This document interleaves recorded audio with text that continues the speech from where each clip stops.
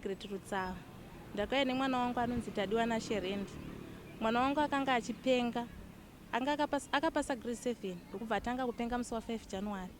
Mwana akapengha tikambofamba kwese kupi nekupi, asi hapana kwatakawana zambuko. Ndakazouya panapa, ndasvika panapa ndakabatsirwa. Ndabatsirwa, mwana wangu akapora.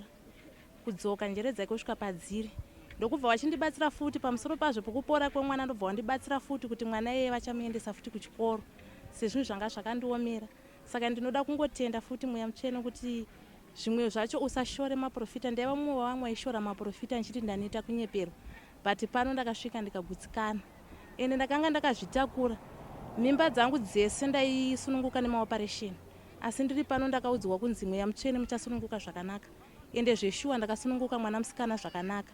Kwese kwandaifamba mwana ainzi ari kupenga, uyo aiva nechikamu chokunzi ari kufa, aifanha kufa. Asi ndichisvika pano nanhasi mwana wangu ndinaye mupenyu. Saka ini ndoda kungotenda kune avo vane matambudziko ngavauye vaponeswe pano, kana vachinzwa pachishedzerwa kuti baba Magrasi ngavauye vatoriwo zambuko.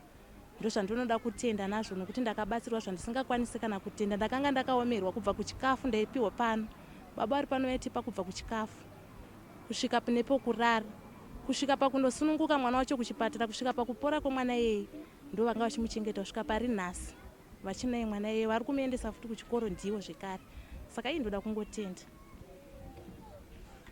Tumiraiwo ngirazi, tumiraiwo ngirazi, tumiraiwo ngirazi. Iva Gamba utarise mandu, handei pamuteuro, mabvi ako ane simba, munamato yako ine simba.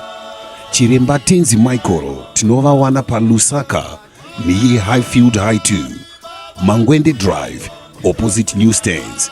Kana kuvabata parunhare runoti +263 772 143 143.